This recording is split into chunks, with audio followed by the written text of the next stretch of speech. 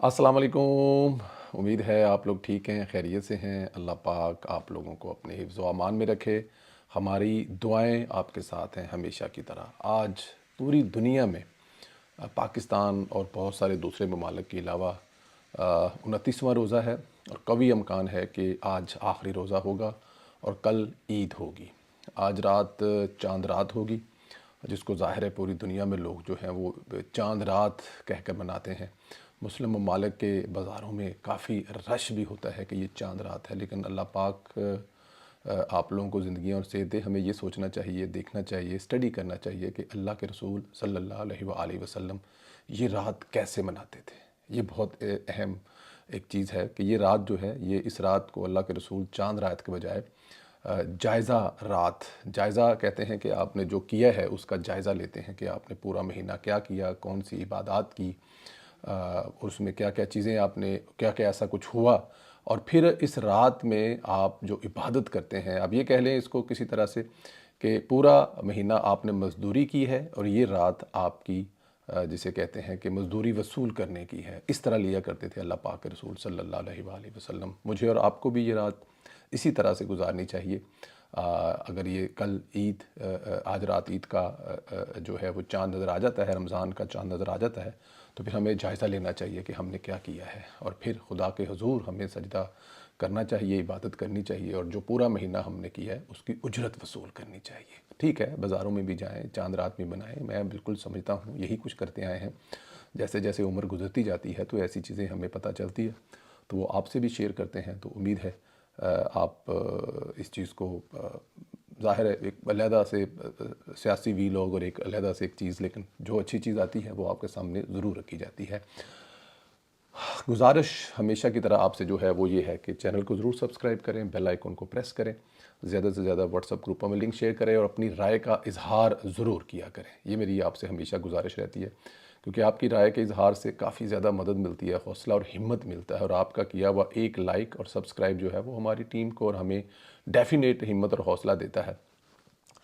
दोस्तों, शहबाज गिल काफ़ी दिनों से खामोश था, कुछ चीज़ें बंद नहीं थी, हर चीज़ उल्टी हो रही थी। ज़ाहिर है अब जब ट्रंप ने बुरी तरह से रगड़ा लगाया था, ट्रंप ने मुंह नहीं लगाया और वो वज़ीर-ए-आज़म शहबाज शरीफ साहब की हुकूमत पाकिस्तान की, पाकिस्तान स्टेट की तारीफ़ पर तारीफ़ पर तारीफ़ किए जा रहे थे। बल्कि और तो और, कल उनकी जो स्पोक पर्सन है उसने उर्दू में बेइज्जती की है। वो भाईजान तुहानू इंग्लिश समझ नहीं आती तो उर्दू च सुन लो, साडा किसी भी पार्टी नाल कोई तल्लक नहीं, साडा पाकिस्तान दी हुकूमत नाल तल्लक है, जिन्हों उस मुल्क दी अवाम बना दी है।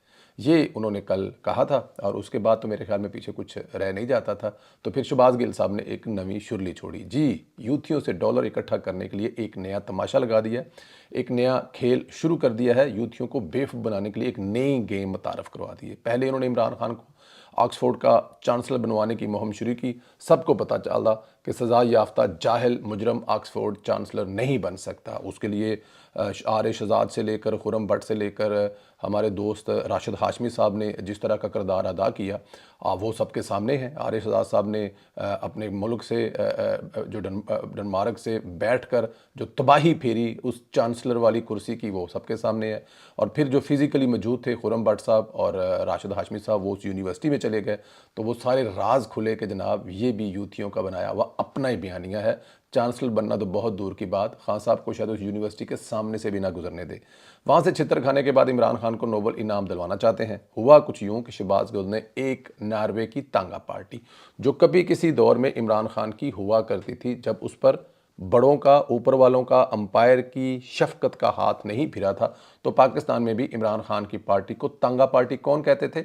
इमरान खान के बड़े करीबी दोस्त, जो बाद में बड़ी उनसे मोहब्बत बढ़ गई, जो इमरान खान की चुमियाँ लिया करते थे। शेख रशीद साहब कहा करते थे कि आप एक तांगा पार्टी वाले हैं। तो वही तांगा पार्टी, ऐसी ही तांगा पार्टी नॉर्वे में एक है, जिसको नॉर्वे के इलेक्शन में 7,900 समथिंग वोट पड़े थे। पूरे के पूरे जो उसके जितने भी कैंडिडेट थे, जितने भी लोग खड़े थे, टोटल वोट 7,000 समथिंग पड़े थे, जो पहली दफ़ा इमरान खान को भी इतने ही पड़े थे। इनके साथ साजबाज की, इनसे ऐलान करा दिया कि इमरान खान को नोबल इनाम के लिए नामजद कर रहे हैं। आप ये बात याद रखें कि इमरान खान को नोबल इनाम के लिए वो पार्टी अपनी तरफ से नामजद कर रही है। इससे नोबल इनाम लेना देना करना कराना, आप किसी से जाके साजबेज करके अपना नाम भी डलवा दें, एक दफ़ा मशहूर तो हो जाएंगे ना, कि बल्ले बल्ले तो हो जाएगी कि ना, आप नोबल इनाम के लिए आपका नाम आ गया है। फिर आप ये देखें कि जिन्होंने नामज़द करना था तो वो बहुत पहले नामज़द कर चुके हैं। क्यों कर चुके हैं कि असल हकीकत यह है कि नोबल इनाम की नामज़दगी की आखिरी जो तारीख है वो 31 जनवरी थी। जब तारीख ही गुजर चुकी है तो ये नामज़दगी असल कैसे होगी। झूठ यहाँ पर पढ़ा जाता है, लेकिन यूथिए फिर यूथिए हैं, उन्होंने मुहिम चलानी है, उनका सच से कोई तल्लक नहीं है, झूठ उनका उड़ना बचोना है। आखिर में चाहे इमरान खान की जलालत हो, जैसे ऑक्सफोर्ड मुहिम हुई थी, हर साल हज़ारों अफराद के नाम तजवीज़ किए जाते थे, दूसरे मरहले पर अक्सरियत फारग हो जाती थी। इस खेल में इमरान रियाज, शहबाज गिल मुबीना तौर पर पार्टनर हैं, दोनों मिलकर बेवकूफ़ बना रहे हैं और यूट्यूब से ज़ाहिर है पैसे कमाने की जो कोशिश है वो कर रहे हैं। ये उनका धंधा है, ये उनका काम है।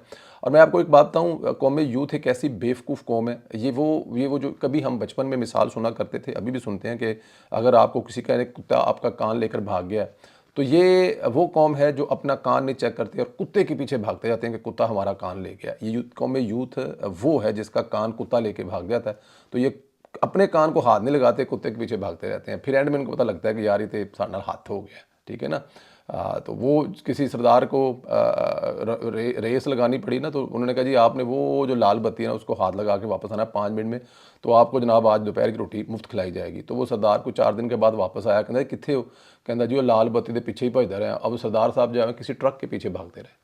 तो ये यूथियों का हाल है। बट एनी हाउ, इस पर हुसैन हक्कानी साहब ने एक तंज़िया ट्वीट किया, दिलचस्प ट्वीट किया। मालूम हुई कि खबर का तनाज़र भी देखना चाहिए। ये नामजदगी दरअसल नार्वे में रहने वाले पाकिस्तानियों के एक ग्रुप ने की है।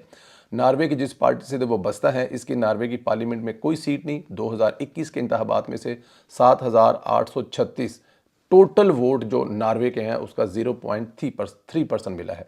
ये उस पार्टी की तरफ से एक ग्रुप है पाकिस्तानियों का, जिनको साथ शहबाज गिल साहब की जो साजबाज है, शहबाज गिल साहब का कुछ सलाम दुआ है, लेन देन है, बिजनेस पार्टनर भी हो सकते हैं, उनकी वजह से हो रहा है। ये टोटल स्टोरी, ये टोटल कहानी है। मियां नवाज शरीफ का वो किरदार अदा करने जा रहे हैं जो एक लीडर का होता है, जिस लीडर ने लोगों के दिलों पर हुक्मरानी की हो। राना सनाउल्लाह साहब ने बताया कि नवाज शरीफ साहब ईद के बाद बलूचिस्तान और खैबर पख्तूनख्वा के मामलात पर अपना किरदार अदा करते हुए नजर आएंगे और बलूचिस्तान का दौरा करेंगे। मियां नवाज शरीफ का दौरा बलूचिस्तान अहम होगा क्योंकि माजी में भी बलूचिस्तान के हालात काफ़ी हद तक मियां नवाज शरीफ साहब ने ठीक ही रखा था। जब इनकी हुकूमत थी वह महंगाई नहीं थी, लोग खुश थे, इनके वसाइल उनको मिल रहे थे और दहशतगर्दी नहीं थी। अच्छा, ये मैं आपको पहले भी बता चुका हूँ कि हमारे एक दोस्त हैं, उन्होंने कहा जी इस्लामाबाद में कोयटा जो रेस्टोरेंट है, नहीं वो दाल मगसी के दाल झल मगसियाँ कुछ किस्म का है, वहाँ पर मैंने भी सैरी की है, चाय पी है, बड़ी मज़े की उनकी जो वो चाय वहाँ पर हमने पी और साथ में सैरी भी की हमने, उनकी बड़ी जो मशहूर दाल है वो भी खाई। तो वो कहते हैं वहाँ पे उन्होंने पूछा एक बच्चे से जो कोयटा से था कि यार आपके कोयटा में सुकून कब था, तो उन्होंने कहा जब नवाज शरीफ की हुकूमत थी, डॉक्टर अब्दुल मालिक के साथ मिलकर उन्होंने बनाई थी, तब सुकून था। हमें वहाँ पे कोई गोलियाँ चलती नज़र नहीं आई, पाकिस्तान का झंडा लहराता नज़र आया, बलूचिस्तान एक दफ़ा फिर आबाद हो गया, वहाँ पर जॉब काम कारोबार सब ठीक हो गया। तो ये और वो उसके बाद आपने डॉक्टर अब्दुल मालिक साहब का जो बयान है वो मैं यहाँ पर अब क्या कोट करूँ, उन्होंने एक टीवी टॉक शो में कहा कि सब मामला ठीक हो चुके थे, बलूचिस्तान के तमाम लोग जो है वो इस पर मुतहिद हो गए थे। और फिर उसके बाद जो इमरान खान को लाने वाला और नवाज शरीफ को निकालने वाला सिलसिला हुआ तो उसने हर चीज़ को चौपट कर दिया। तो ये सारी चीज़ें मैं अक्सर कहता हूँ ना कि अगर मुझसे कोई पूछे कि इस सदी का सबसे बड़ा पाकिस्तान का नुकसान क्या है, तो मैं उसमें यही कहूँगा कि नवाज शरीफ को इक़्तिदार से हटाना, नवाज शरीफ के ख़िलाफ़ साजिश करना इस सदी का अब तक सबसे बड़ा नुकसान है पाकिस्तान। तो बलूचिस्तान में अगर मियां नवाज शरीफ साहब जब दोबारा अपना किरदार अदा करते हैं, फील्ड वो नहीं होगी, मामलात वो नहीं होंगे, मुश्किल टारगेट होगा, मुश्किल तरीन होगा, क्योंकि ज़ाहिर है इस वक्त हिंदुस्तान और अफ़गानिस्तान जो है इसके पीछे बहुत बड़ा किरदार अदा कर रहे हैं। लेकिन मैं आपको एक बात बताऊँ, नवाज शरीफ साहब एक सीनियर सियासतदान है, चीज़ों को समझते हैं, उनको मसाइल का अदराक है, और अगर इसमें वो हाथ डालेंगे और इसमें अगर उनको हाथ डालने के लिए एक रिक्वेस्ट की जा रही है, ज़ाहिर है नवाज शरीफ साहब खुद तो अपने आप आगे नहीं आ जाएंगे और आकर कहेंगे कि ये मैं ठीक करने लगा हूँ। कोई ना कोई उनका तरला मिन तो कर रहा होगा, जिनके हाथ से चीज़ें निकल चुकी होंगी, वो उनसे कह रहे होंगे जनाब मियाँ साहब तशरीफ़ लाएँ, गलतियाँ हमसे भी हैं, माफ़ी दें और इसको ठीक करने की कोशिश करें। तो अल्लाह करे ऐसा हो और ये मामला ठीक हों। काजी फैज़ की एक झलक ने फिर यूथियों को तत्ते तवे पर बैठा दिया है। काजी साहब की एक तो यूथियों को तड़पाने के लिए काफ़ी होती है। काजी साहब की एक ताज़ा तस्वीर सामने आई है जिसमें इनकी दाढ़ी और सर के बाल सफ़ेद हैं। यूथिये ने इस खूबसूरत तस्वीर को पर भी मेरे ख्याल में अब मैं क्या कहूँ, काजी साहब के ख़िलाफ़ मुहिम जई शुरू कर दी हूँ। सोचता हूँ काजी साहब का नाम तो यूथियों को क़यामत तक तड़पाने के लिए इनफ होगा। काजी साहब उसमें बड़े सोहने लग रहे हैं, चिट्टे गोरे हैं जी, चिट्टी दाढ़ी, चिट्टे वाल, मुस्कुराते हुए। मैं तो उसे कहूँगा कि बल्कि मैंने कल ट्वीट किया था कि गली में आज चांद निकला है, नूर तड़प रहा है काजी साहब के। देखें काजी साहब जो काम कर गए हैं ना, खुदा की कसम, देखें कितना सुकून कर गए हैं। अब वो जो बैठे हुए थे आस लगाकर कि जैसे ही शाह साहब तशरीफ़ लाएंगे और इलेक्शन जो है उसको मुतनाज़ा देकर कालेदम देकर नए इलेक्शन करवा कर इमरान खान साहब को जेल से निकलवा कर तैयब उर्दगान बना दिया जाएगा, उनके ख्वाब मिट गए। ये जो सिलसिला चल रहा था, साकब नसार से सिलसिला शुरू हुआ था, उस सिलसिले को काजी साहब ने ब्रेक किया और अदलिया को वो मुकाम दिया जो अदलिया का होना चाहिए। अब अदलिया फ़ैसले भी कर रही है, अब अदलिया मुल्क का निज़ाम भी चला रही है, अब अदलिया अपना जो इंसाफ का निज़ाम है वो भी चला रही है और किसी किस्म के कोई मसाइल नहीं है। तो ये किसने किया? ये काजी फ़ायस्ता ने किया। तो ज़ाहिर एक ऐसा बंदा जिसने ये सब कुछ किया है, वो कैसे बर्दाश्त होगा यूथियों को? यूथियों के लिए काजी की तस्वीर, वो भी इतने दिनों के बाद, ज़ाहिर है वो बेचारे तस्वीर ढूंढ रहे थे, कैदी 804 दी, उन्होंने क्या था ई तो कैदी 804 दी फ़ोटो वहांगे, लेकिन वो फ़ोटो की निकल आई काजी फ़ायस्ता की। देखें, रमज़ान का महीना है, अल्लाह पाक काजी साहब को उनकी इन खिदमात का सिला दे। जिसने भी जिस भी मुल्क के लिए कुछ अच्छा किया है पास तौर पर पाकिस्तान के लिए, उसके साथ जो हुआ वो आपने देखा। तो काजी साहब के साथ भी अगर ये सब कुछ ऐसा करने की कोशिश कर रहे हैं जो कि पहले भी बहुत सारे लीडरों के साथ करते रहे, तो कोई बात नहीं है, काजी साहब भी अपना किरदार अदा कर गए। बट एनी हाउ, हमारी आपसे जो गुजारिश है इस बात पर ज़रूर कमेंट करें, काजी साहब की तस्वीर वाली कहानी पर ज़रूर कमेंट करें, आपसे गुजारिश है। और साथ साथ जो है वो मियां नवाज शरीफ साहब जो हैं, अगर वो किरदार अदा करते हैं तो क्या बलूचिस्तान के मामला सीधे हो सकते हैं। और इसके अलावा शहबाज गिल ने जो नया ड्रामा रचाया और इमरान खान को नोबल इनाम, जिसने तालिबान पूरी दुनिया में फैलाने का ठेका ले रखा है, जिसने 40,000 तालिबान पाकिस्तान में बसाए और पाकिस्तान आज दहशतगर्दी का उन 40,000 तालिबान की वजह से निशाना बन रहा है, उसको नोबल इनाम क्या मिल पाएगा? इसमें कोई हकीकत है या फिर यूथियों को ट्रक की बत्ती के पीछे लगाया? ख्याल रखें, इजाज़त दें, अगले वीडियो में फिर मुलाकात होगी। खुदा हाफिज़।